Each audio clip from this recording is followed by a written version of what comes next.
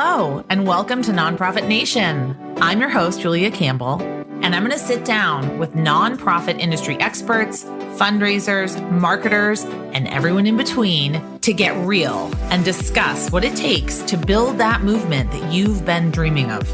I created the Nonprofit Nation podcast to share practical wisdom and strategies to help you confidently find your voice, definitively grow your audience, and effectively build your movement.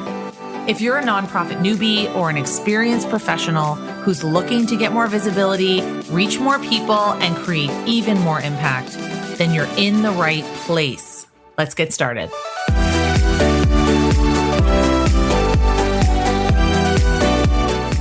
Hi, everyone. Welcome back to another episode of Nonprofit Nation. I'm your host, Julia Campbell. So excited to be here with you today. We have a special guest, someone I've been following online for quite a while and have never met. So I'm so excited to have her on the podcast. Bethany Snyder is the founder of Snyder Strategies. She's going to tell us all about that later on in the episode.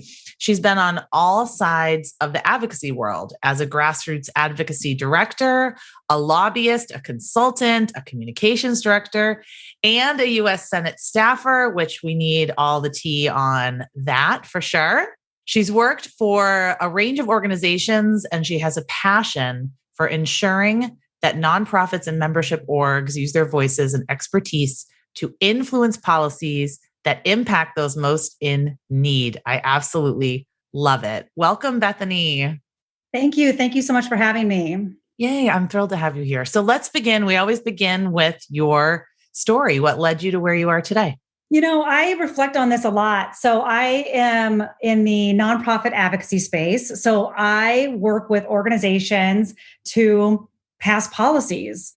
And so that's in the legislative arena and sometimes people call it the political arena, but we'll talk about that later, the difference. Mm. But I was kind of that kid in high school who was always organizing stuff. I was the party planner. I was the cruise director, the rebel rouser. So if I just naturally played that part in my life. And then as I got older, I realized you can do that for a living. And that's grassroots advocacy. And so I really got my chops really through feminism. That's what brought me into it. As I would say, I would call myself a young feminist. Yes. And then from there, I really got into healthcare policy and I work solely in the nonprofit space. Do you want to tell us who you worked for in the U.S. Senate? Sure, I can. So the pinnacle of my career, as I say I peaked at 35. But wow. I was Senator Al Franken's healthcare policy and LGBTQ outreach specialist. I worked in his state office. Yes. Which is another thing we'll talk about. People forget that all our lawmakers have people just right down the street from you. You don't have to go to DC to engage with your lawmakers, especially federal ones. Yes. Oh, that's right. We definitely need some tips on that. So tell me about the kind of work you do right now. How do you work with nonprofits? Yeah. So the things I work with nonprofits, I typically work with nonprofits that already have some sort of legislative agenda. They already know that they are in the space to pass legislation. Typically, they're membership-based organizations, typically healthcare adjacent, only because I have that policy expertise. So I can, when someone talks about meaningful use or the Affordable Care Act, I know what they're talking about. Mm-hmm. And they usually have some sort of legislative agenda, but they just haven't found the secret sauce to engage their members. Uh-huh. They usually are very lobbyist-focused, lobbyist-led, government relations-led, yet they are membership organizations. So they have all these members that are sitting at the ready who want to engage, and they just haven't figured out how to most efficiently and impactfully do that. Amazing. So what do you say to an organization that comes to you or someone listening that says, well, we're a nonprofit, we're a 501c3. We can't engage in advocacy. We're not supposed to. Yeah. So this is probably the number one myth in my sector is that 501c3 orgs cannot engage in advocacy or lobbying. So some of them understand they can't engage in but maybe not direct lobbying. That's absolutely not true. 501c3s can engage in lobbying and advocacy. There are specific spending requirements, spending limits you need to be cognizant of. But if you're just starting out, you will not hit that. They're called the H elective. You will not hit that. You should talk to your lawyer or your CPA about that if that's something you're worried about. But first of all, most of what nonprofits do is education. If you are out there trying to end homelessness, end hunger, expand access to healthcare, expand immigrant rights access, most of your time is spent educating. Only when you go and talk to a lawmaker and say, will you pass this bill? Will you support this piece of legislation? Is it considered lobbying? And so I would say, even with organizations that do a ton of lobbying, 90% of that is education, and a very small part of that is lobbying. So what's the difference? I think the key difference that nonprofits need to understand are something you mentioned earlier. What's the difference between legislative advocacy and political advocacy? Yes, this definitely comes from that last question. So in terms of 501c3s cannot engage in what I call big P politics. And there's even some allowances for that. So according to the IRS, those things are political candidates, political parties, and elections. So you can't say, for example, if you're trying to, end homelessness, that support the Democrats because they want to end homelessness, or I think you should vote for so-and-so. You can't say that, or you can't just, for example, invite all Democrats to your town hall forum. But you can have a town hall forum and invite everyone. You can talk about people's voting records based on how they're voting and their issues, just not based on what political party they are. And you can engage in elections when it comes to voter outreach and voter registration, voter education, and many orgs do that. So again, when it comes to IRS, it's very narrow what is considered political activity. But then there's the broad spectrum of other things that nonprofits can do, which is lobbying, which is advocacy, which is education. Oh, I love that. So that's something that I run into all the time. Well, first of all, if anyone that knows me, that has ever read my writing or seen me speak, knows that I believe that all nonprofit work is inherently political. There's always someone out there trying to take away your funding. There's always someone out there that disagrees with what you do, even if you are an after-school program for kids, you're a camp, you're an arts program. There's always some element of politics. But when I say that, people hear partisan. That's what they hear. Yeah. So when nonprofits think of politics, they tend to think, oh, you need to take a side. You need to be Republican, Democrat, Green Party, independent. You need to take a side. And that's not at all what nonprofits should be doing or need to be doing or are doing effectively. So I think this is really important because especially as trust in institutions is falling, I really see our job as advocating for our worth, but also advocating for funding, advocating for attention. Absolutely. I always say that. So there's political issues, big P, and then there's political issues, small p. So yes. In the eyes of the IRS, like I said, those things, partisan, politics, parties, candidates, and elections are big P things you want to stay away from. But there's also the things that our nonprofits work on. I'm going to say these over and over again, ending homelessness, expanding access to healthcare, fighting for immigrant rights are not partisan issues. Homelessness can strike anyone regardless of your party. Exactly. Who you are. Hunger can strike anyone. And these impact all communities, red ones, blue ones, conservative ones, liberal ones, progressive ones. So just because an issue has been made political in the world or in the, our culture wars does not make it political. So for example, I belong to the queer community, the LGBTQ community. And so sometimes organizations are like, that's too political. We don't want to dive into that. Being LGBT is not political. I am not a political thing. People have made it political, have turned it into a partisan issue. And someday maybe fire hydrants will be turned into a partisan issue. I don't know. I'm sure they are. We've seen that coronavirus, public health issues have been turned partisan. Like just because it is that does not mean it's that in the eyes of the IRS. And so I think it's incumbent upon nonprofits to rise above that and to remind us that these are not partisan issues. I love that. Yes. I'm just like going to snap over here.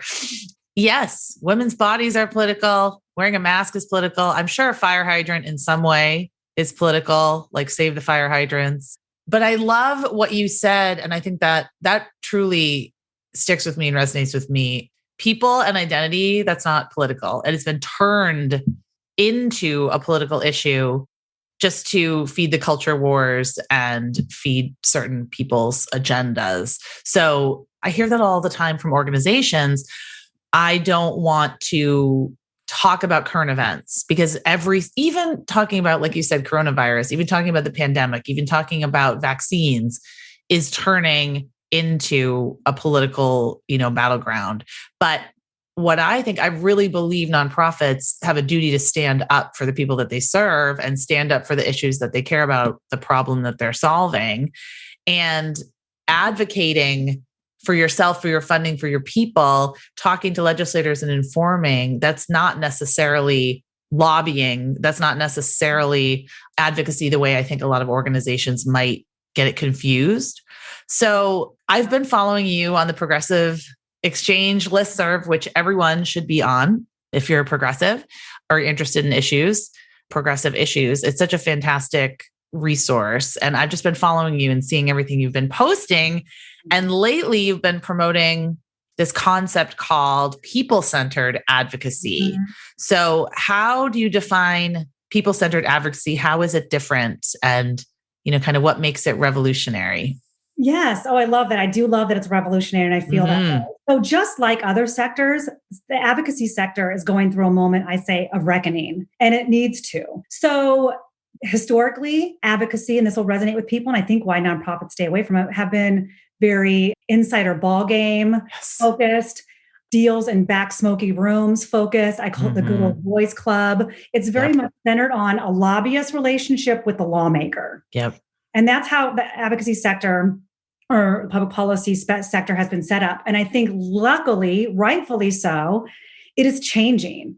And that organizations that are maintaining that sort of status quo in their advocacy program will be left behind. Mm-hmm. People-centered advocacy is about making sure that what's at the center of the campaign are the people that are most impacted by that policy. Yes. Now, some people might hear what I'm saying and think I am like a lobbyist basher, which I'm not. I was a lobbyist. Lobbyists are critically important to the process. They know the people, they know the players, they know the timing, they know the rules.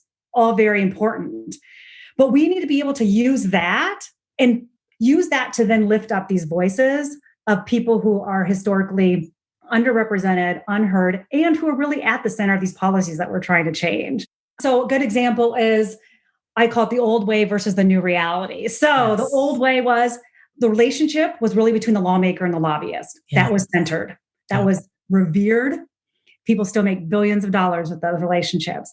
But what's changing is now many lobbyists can't even get a meeting without a constituent. It doesn't matter how long I've known Senator blah, blah, blah. If I can't go in there and show that it's relevant to their constituents and their state, I can't even get a meeting. Did that recently change? It's starting to change slowly over time. Yeah. I've been trying to do some research. I think it has to do with the volatile electoral map. It has to do with there's much more transparency and information and communication. And if you don't mind me digressing a little bit. Sure. Oh, no. To back up a little bit, one of the reasons I think it's so important, I just want to do some context setting. So important for nonprofits to be involved in advocacy is a couple of things. First of all, staffers and lawmakers used to sit in their positions for years, decades. We can talk about term limits later and whether that's a good or bad thing. But what that meant is that people could get an expertise in a policy area. So maybe you although lawmakers are historically farmers and lawyers or whatever, that's because of sessions or whatever. But a lawmaker could sit on the health committee for decades, get to really know healthcare, or sit on the finance committee and really understand those budgets, or sit on the environment committee and really understand gas markets. With the volatile electoral map, tenure in capital, lawmaker tenures are shorter. But I would say even more important, staffer tenures are shorter. Most lawmakers have staff who are experts in these, right? So I already mentioned I work for Senator Franken. Mm-hmm. I helped with his healthcare portfolio. Mm-hmm. Senator Franken is an extremely smart guy. He was on the HELP committee, Health, Education, Labor, and Pensions. That's just one committee. Wow. Energy and Environment, Veterans Affairs, Indian Affairs, Aging Committee. Even the smartest bulb in the chandelier cannot know all those things. And then even as this healthcare person, I had to know everything from insurance markets to pediatric dentistry to medical devices, the breadth. So what that means is there is a gap of knowledge, expertise gap of knowledge in Capitol Hills and city councils across America. Nonprofits can play a critical role in filling that expertise gap. When I worked for my senator, if I needed to know something about juvenile diabetes, I could sit and research. Do I have time to do that? No, I wanted to contact the person who I could trust, who could tell me, is this bill going to be good for Minnesotans who have juvenile diabetes? And so the private sector wants to step up and do this. And I think that we can wholeheartedly argue that the nonprofit sector is uniquely positioned to help make these critical decisions on policy. We are closer to the people who are getting the services. And I think that's my number one value proposition. Hey there. I'm interrupting this episode to share an absolutely free training that I created that's getting nonprofits of all sizes big results. Sure, you've been spending hours on social media, but what can you actually show for it? With all this posting and Instagramming and TikToking, does it really translate into action? In my free training, I'll show you exactly how to take people from passive fans to passionate supporters, and I'll give you specific steps to create social media content that actually converts. Head on over to nonprofitsthatconvert.com. Again, that's nonprofitsthatconvert.com and start building a thriving social media community for your nonprofit right now. Without a big team, lots of tech overwhelm, or getting stuck on the question, what do I do next? Let me show you how it's done. I can't wait to see what you create.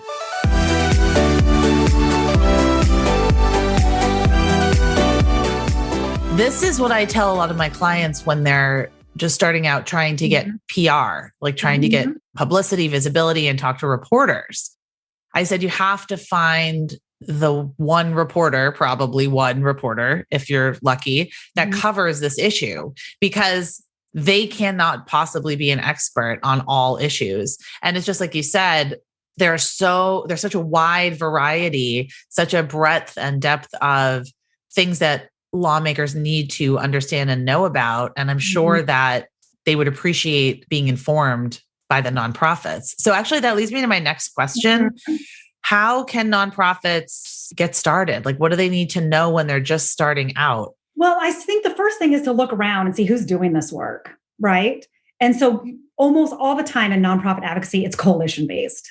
Rarely do you find just one nonprofit off to, I think all advocacy should be coalition-based, because if you're a single constituency issue, that is not a good thing. You want to show that your issue resonates, it has a broad coalition, diverse voices. So first look around and see who's doing this work, who is at the table. And then most nonprofit coalitions there are coalitions where it's pay to play, as we call it, like you have to provide some sort of resources to be involved. Now, those are a little bit more sophisticated, blah, blah, blah. But most times these coalitions are looking for people, looking for organizations to join. So just go and ask them if I can sit at the table and listen. Send your comms person or the ED or your deputy director just to listen to the discussion and think, what is our unique role in this? Are we service providers? Do we have unique access to the people that are at the heart of this policy? Do we do research? I mean, you just got to think where you're sitting and I also tell my clients, if you're not at the table, you're going to be on the menu. That is something that is very important to nonprofits, I think, when I'm talking about why they should be involved. I kind of keep going back. So if you're not at the table, you're going to be on the menu. And I think nonprofits already feel like they're on the menu. And so you should definitely be at these tables. So go to the tables. Sit at the tables, listen to the conversation. And then almost all coalitions do sign-on. The easiest thing you can do is do a sign-on letter. Our organization agrees that we should be ending homelessness through this policy. That is so easy to do. And then you can tell your donors about it. You can tell your members about it. You can tell your supporters about it. If there is not a table, do you recommend creating one or just maybe looking harder for one? I think looking harder. I just can't imagine that unless you're a very niche issue. I can't imagine there's already not. I mean, if your industry has anything to do with public policy, there is something people are talking about it. Now, whether it'll be in transparent, you have to go dig for it. That might be another thing, or maybe it is just starting a new coalition. I mean, that takes a lot of time and energy. And if you're just starting out, I might not recommend that, but eventually that's going to have to be part of the strategy down the line. What are some of the biggest pitfalls and biggest mistakes, I think, that nonprofits make when they're starting out, or even when they've been doing it for a while? Like some warnings, some things to avoid. So because I work with a lot of membership organizations. And so these are think about, I work like medical societies, right? Or where members pay to be part of it, maybe a professional organization. So one is a lot of things these folks do often is they don't run in campaign mode. And I think a lot of nonprofits do this as well. Like when you are in the middle of a legislative session and running a campaign, you need to operate in campaign mode. That means you are meeting more than once a week, perhaps regularly, about an issue. Legislation's like baseball. It's going to be real slow. And then all of a sudden things are just going to happen. And you got to when those things happen, Yes. But a lot of times it's going to be slow. You just have to be ready. Yeah. So when those things are happening, you have a mechanism in place. You should not, once a bill is introduced, you should not be going to your board and being like, you should already know that. No. Yep. You should not be going to your board and asking them, can we support this? Those things might happen. Obviously, bills get turned into other bills, but then you should also have guardrails around it. Okay, we heard red lines. This is our red line. We will not accept anything within this, outside of these lines. Yes. And then let your government affairs team just do their magic. Don't micromanage them. Say, we only need you to come back to the board for these specific things, right? Just put all those parameters out in front so you're not stymied by your own bureaucracy. Right.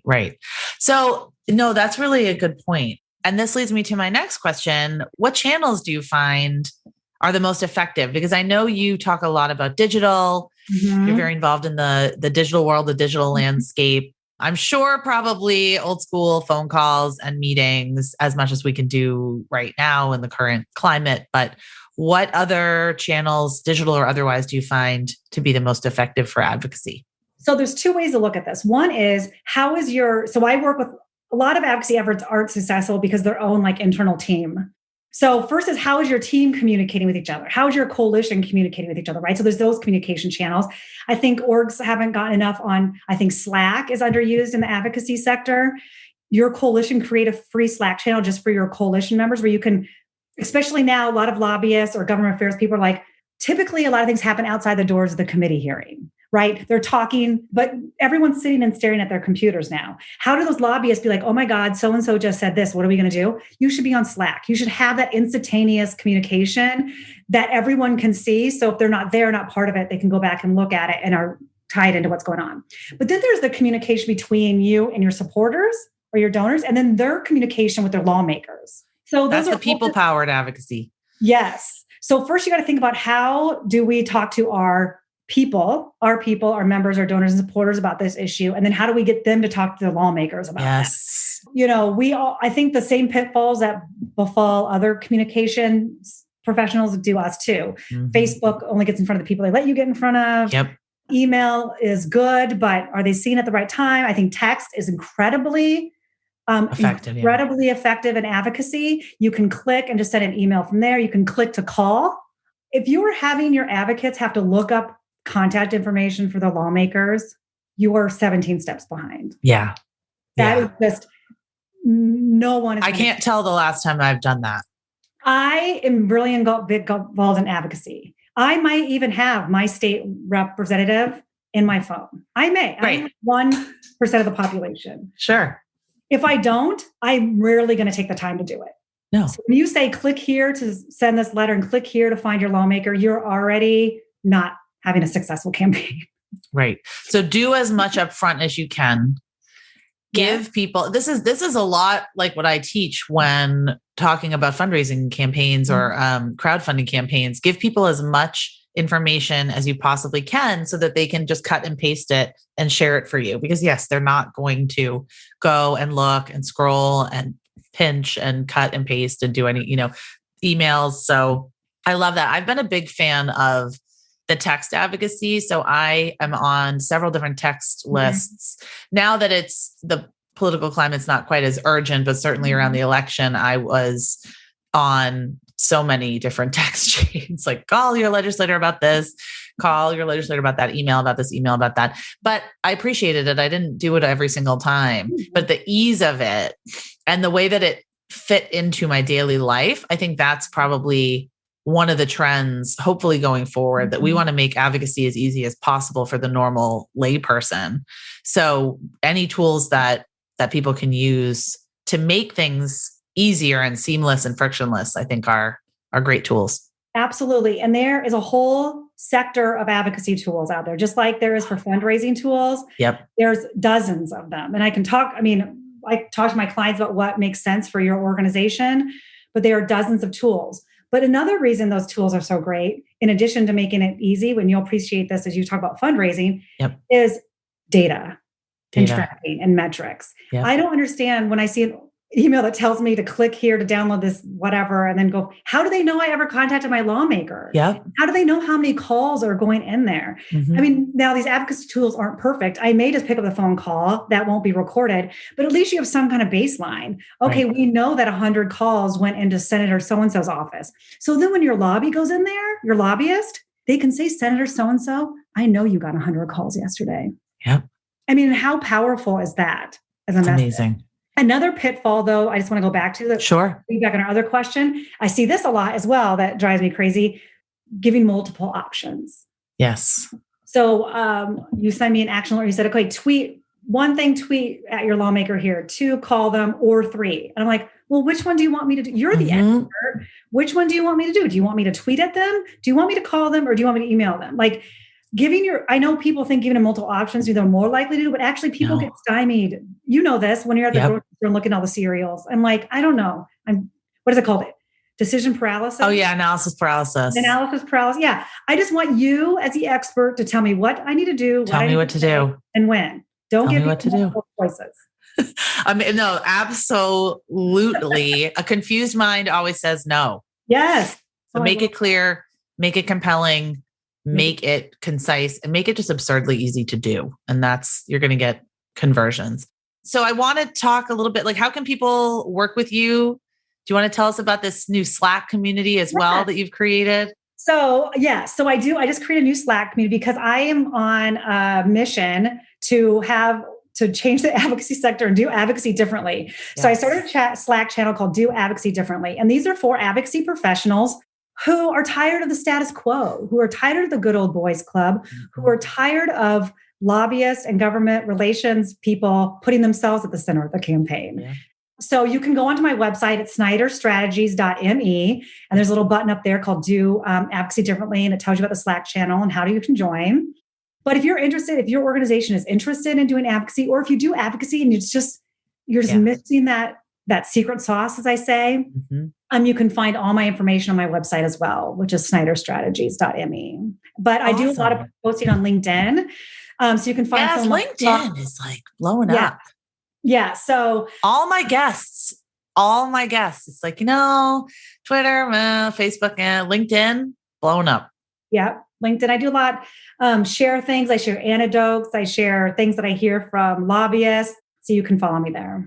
Nice. Okay, great. All right. So we were going to put all of those links in the show notes. We're going to link to Snyder Strategies, the Do Advocacy Differently Slack community, and where you can connect with Bethany on LinkedIn. All right. Well, thank you so much, Bethany, for being here today. I really appreciate it. We could talk for hours and hours about advocacy, but I think it's so important for organizations to understand that they have a voice and they need to use it. So thank you so much for being here today. I really, really appreciate it. Thank you.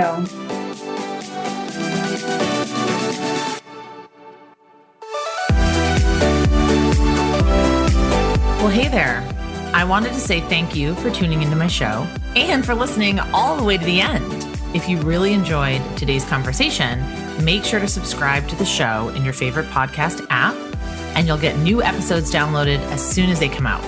I would love if you left me a rating or a review, because this tells other people that my podcast is worth listening to. And then me and my guests can reach even more earbuds and create even more impact. So that's pretty much it. I'll be back soon with a brand new episode. But until then, you can find me on Instagram at JuliaCampbell77. Keep changing the world, you nonprofit unicorn.